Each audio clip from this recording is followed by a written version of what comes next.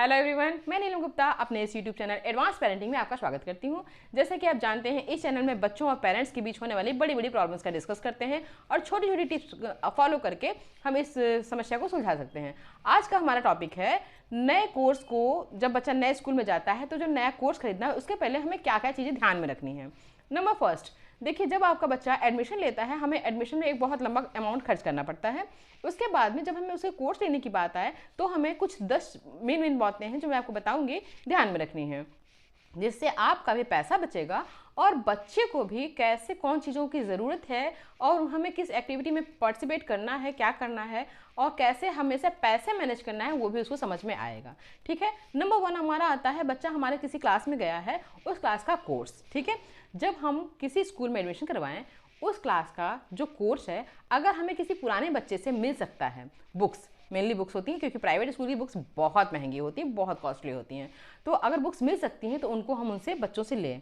ठीक है। उसके बाद में उसके कवर सही से चढ़ा दें, अपने घर में कवरिंग कर दें, नेम शीट लगा दें, बच्चे को नया जैसे वो लुक आने लगेगा। ठीक है। देखिए, ये गलत नहीं है। जैसे जापान है या बड़ी बड़ी जो कंट्रीज़ हैं उसमें एक बुक्स बहुत सालों तक चलती रहती है। सब बच्चे पढ़ने के बाद में अपना बुक का जो कलेक्शन है वो स्कूल में जमा कर देते हैं नेक्स्ट बच्चे को पढ़ने के लिए। इससे 2 फायदे होते हैं, एक तो आपकी जेब पर लोड नहीं आता है, दूसरा प्रकृति की भी बहुत हेल्प होती है क्योंकि बुक्स बनती हैं पेपर से, पेपर बनते हैं लकड़ी से।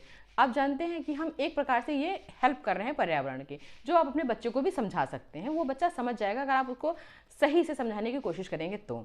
ठीक है। सेकंड आता है हमारा स्टेशनरी। देखिए, साल भर बच्चा जब पढ़ाई कर रहा होता है तो उसके पास बहुत सी स्टेशनरी हो जाती है या एज अ गिफ्ट उसे बहुत सी मिली होती है। आजकल बर्थडे में भी लोग दे देते हैं या कैसे भी, किसी भी कारणवश उसे मिली हो।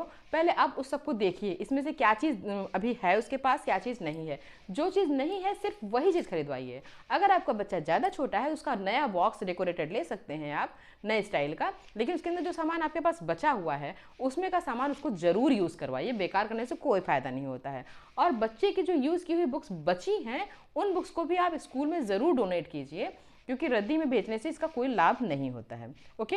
जो टूटा फूटा सामान है, जैसे पेंसिल छोटी है, टूट गई है, उसके कलर टूटे हुए हैं, उनको अलग एक बॉक्स में करके घर में रखिए कि घर में जब आपका ऐसे ही मन करे एक्टिविटी करने का तो आप इसका यूज़ कर सकते हो। इससे 2 फायदे होंगे।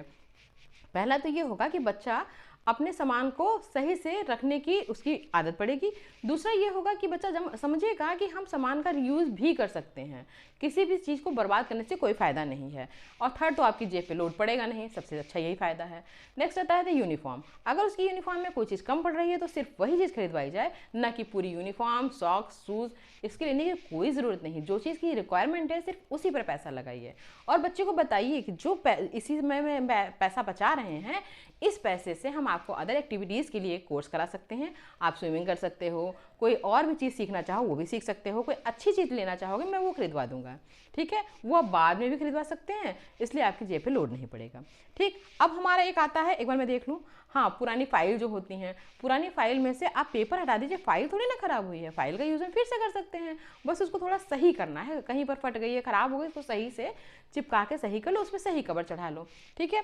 ये होता है। ऐसा करने से देखिए कई फ़ायदे होते हैं, जैसे कि हम अपने बच्चों को जो चीज़ सिखा रहे होते हैं मुंह से बोल के सिखाना बहुत कठिन है, और ऐसे आप करेंगे तो बच्चा अपने आप ऑलरेडी सीख जाएगा कि पैसे को कैसे मैनेज करना है, सामान को कैसे मैनेज करना है, जो आगे की फ्यूचर में उसे बहुत काम आएगा। अगर आप मेरी बातों से सहमत हैं तो आप मेरे वीडियो को लाइक करें, शेयर करें, सब्सक्राइब करें, हमारे चैनल को सब्सक्राइब करें। ऐसे ही अच्छे अच्छे पॉइंट लेके मैं वीडियो आपके लिए हमेशा लेके आती रहूँगी। Thank you.